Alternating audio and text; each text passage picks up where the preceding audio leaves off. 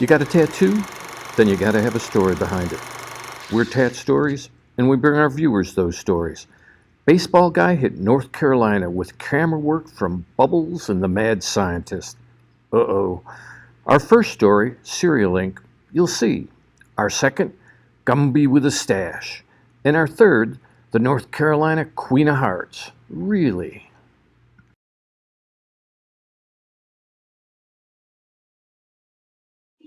Baseball guy here in Charlotte, North Carolina, and I have Carrie.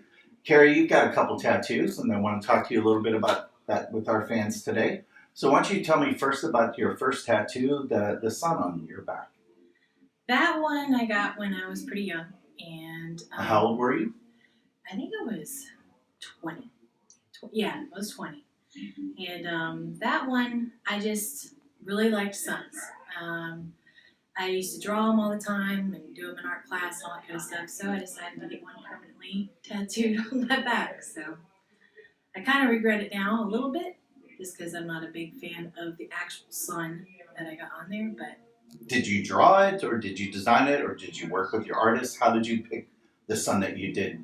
they had one there that was already drawn up, a picture of one, and I liked it. I liked the shading on it.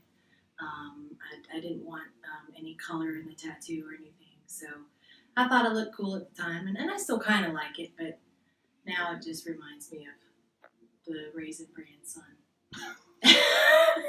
So 2 scoops of raisins for your tattoo? Yes, because he's got the sunglasses, and you might as well have the 2 raisins. All right. So are you thinking about maybe doing a cover up for it? No, I think it's there, it'll stay. I don't ever really see it, so, because it's in my bag. So. All right. So why don't you tell me about your other tattoo? The other tattoo I got, I think it was 22, just a couple of years later. That one had more meaning, and I actually still like it, but it is on my ankle, and it has 3 orbs, and they were to signify 2 older brothers, so each orb signified us. They're intertwined with just some lines, and me and my brothers are close. So that one I like, and I'd actually do more to it if I could. But What would you do to it? I honestly haven't thought it through fully, but one of my brothers passed away, and he actually did that committing suicide. So I've kind of wanted to possibly intertwine the semicolon, which is a thing with tattoos to just remind people that the story does continue. So I've tried, or maybe his signature, try to intertwine it with it, but haven't really been able to think too far into it. We have sadly seen several tattoos memorializing those who have committed suicide. And if you're out there thinking anything like that, please get help. It's one of the worst things that can happen. And my heart certainly goes out to you on that. And besides possibly updating that tattoo, any ideas for any other tattoos? Or you think you're done? I personally would like to get more, but my husband's not a huge fan of tattoos, so I mean, he doesn't tell me not to get them. He says it's my body, so. But I do consider what he likes, that kind of a thing. But if anything, I've also thought about, instead of doing an upgrade to the ankle tattoo, keeping that one as is, and then just doing again something about suicide awareness somewhere else, like possibly on the wrist, because people have been doing that. People, Yeah, when they're committing suicide, that's an area, or on the neck here, doing that little symbol or his signature. I have a birthday card from him that has his signature on there, and I've actually drawn that out a little bit. But that's about it. all right. Well, we're going to memorialize him maybe someday, and who knows? Maybe someday you decide to do something with the sun. Maybe add a little rainbow and the leprechaun from Lucky Charms back there, right? Anyways, this is Baseball Guy in Cary in North Carolina, signing out.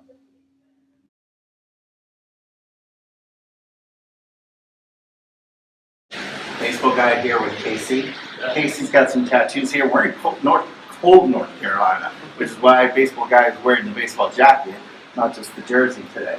So Casey, you got 2 tats. Why don't you tell me a little bit? You got the first tat I definitely want to talk to you about is Gumby. Yeah, so I have Gumby on a motorcycle on my chest. He's wearing sunglasses and a Fu Manchu.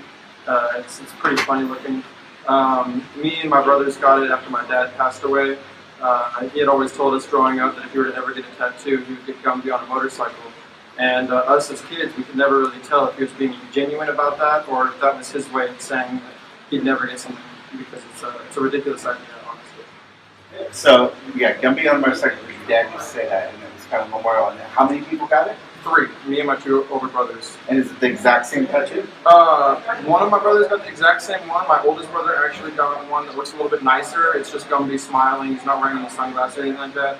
And that's because he has kids, and he got it on his back, so he has it in a different location. But me and my second oldest brother have it in the same spot, the same exact tattoo. Same artist for all? Yes. And where was the artist at? Oh man, it was in Cabot, Arkansas. Do you remember the name of the artist? I don't remember his name, but I remember he was with like Doolittle Tattoos. All right, do little tattoos there in Arkansas. All right, now your other tattoo on the arm here. Well, what's that log? Yeah, so I have a log. It's actually pretty funny because nobody thinks of getting a tattoo of a log on their shoulder. But I went to a church camp in Searcy, Arkansas for 10 years every summer. And it had become a fundamental building block of my life as a child, going out there every year. And, it really changed who I was. And I think without it, I'd be in a lot darker place. So I just wanted to pay like homage, I guess, to my roots there and keep it around and remember what it's there for. Yeah. Now, logs, we've had like some bamboo shoots, we've had some leaves and stuff, but not quite a full log like that. So pretty nice. Someone dropped the log on you, right? Now, what's your next tattoo? So my next tattoo is actually one that my 2 brothers already have as well. My oldest brother was the first person to get it. He got it with his platoon when he was deployed in the army. And when he came back, my older brother got it. And it's Japanese for brothers forever. It's kanji, and they're kind of like overwritten. I have a picture of my brother's tattoo. If you want to. And where are you going to put that one at? I'm probably going to try and put it, like, I don't know, going down my ribs or something. I want it to be concealable. They all have it, like, on their arms and stuff, but for work-related scenarios, I'm trying to keep all of my tattoos concealable. So. Workplaces, start growing up and allow people to have tattoos in the workplace, okay? Now, you said your brothers already have it. Why don't you have your tattoo yet? So after I got these tattoos, I needed to take a break a little bit. My wallet was hurting quite a bit after this one. The Gumby on a motorcycle is probably like around $300. And was your wallet the only thing that was hurting? No. It's actually a funny story. The tattoo artist, when he was just about to put the ink on my chest for the first time, he was telling me that chest tattoos hurt the worst. So I'm going to try and be careful here. And that had been the first time I'd ever heard it. So that was some pretty scary news going into it. But it hurt pretty bad. I ended up like jerking as of just a reaction to the pain sometimes. And he had to remind me, if I messed the tattoo up, it was my fault. Because it hurt pretty bad, honestly. So you're waiting a little bit to build that pain threshold tolerance back up. Yeah, absolutely. All right, well, Casey, we're going to have to look to see that tattoo when you're done with it. Okay.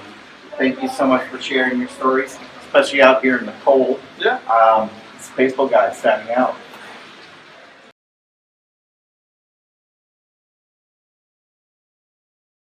Baseball Guy here, and I'm in North Carolina, and I've got Amy here today, and we're going to talk to you about Amy's tats.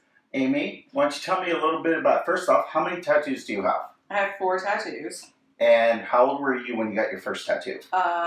18 probably, yeah. Okay. Right before I turned 19. And what did your parents think about when you got that first tattoo? I wasn't living with them, so I don't think they cared. Okay. Some people, when they're 18, their parents still have the puppet strings going on, so you were all right. Yeah.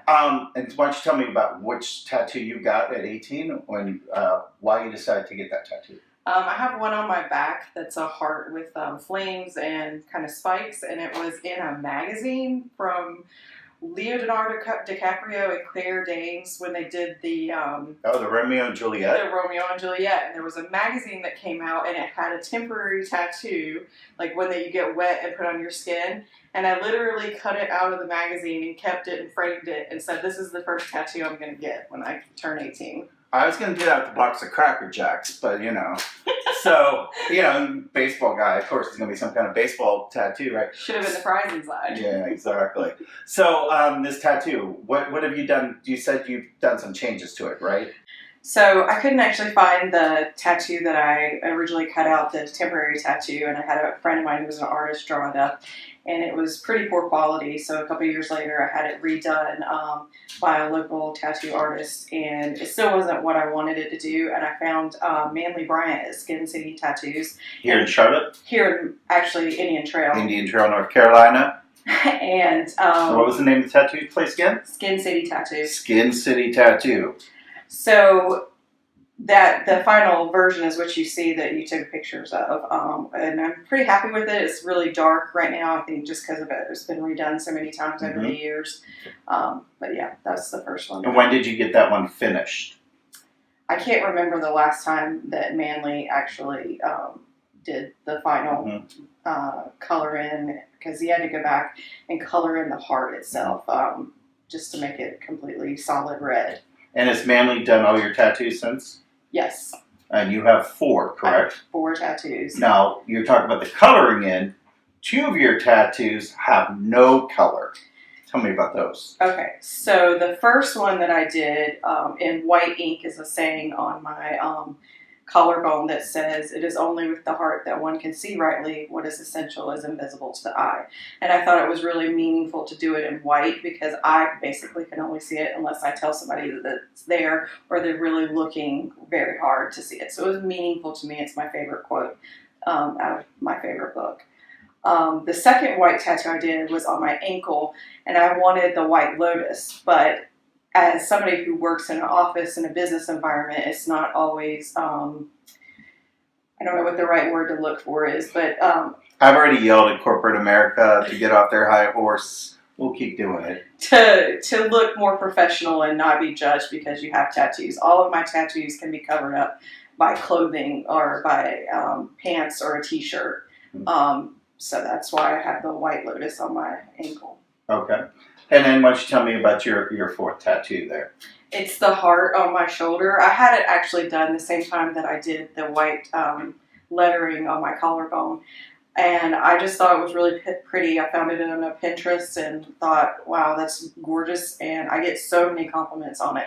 I don't know if it's the one that people can see the most, but I get a lot of people asking me, is it real? Is it henna? It's kind of changed colors from tanning and from aging. But I really like it, and I kind of think, okay, I wear my heart on my sleeve because it is on my arm. So, Well, I've seen some nice henna work, and I've seen people that have both henna and real tattoos kind of working them together at the same time. Yes, I think your tattoo looks really nice. What's next? I believe I'm going to get a mandala on the other shoulder, maybe kind of even things out and with a little bit of color. Something that I can still hide with a t-shirt, but, something kind of balance on both shoulders. Okay. And is there anything else that you kind of see in the future that you want to do? Oh, I see stuff all the time. It's just a matter of, can you sit for 5 or 6 hours while they tattoo angel wings on your back, or do you really want to age with angel wings on your back? I mean, I think it's a really great way of personal expression. Just, do you want to age with it as well? I've always tried to choose places on my body that are more muscular and less likely to wrinkle or have stretch marks or, fade with time. So. Okay. So we'll interview you when you're like 70 or 80, and we'll see that they look just as pristine. So they'll all be down at my ankles by then? Oh my gosh. I will say no. I will say that you are going to hold up very well. So Aw, Ty, old softy. I am a softie, so, Amy, it's been a pleasure. Thank you so much. Thank you, Ty. It's been awesome. Baseball guy in North Carolina, checking out.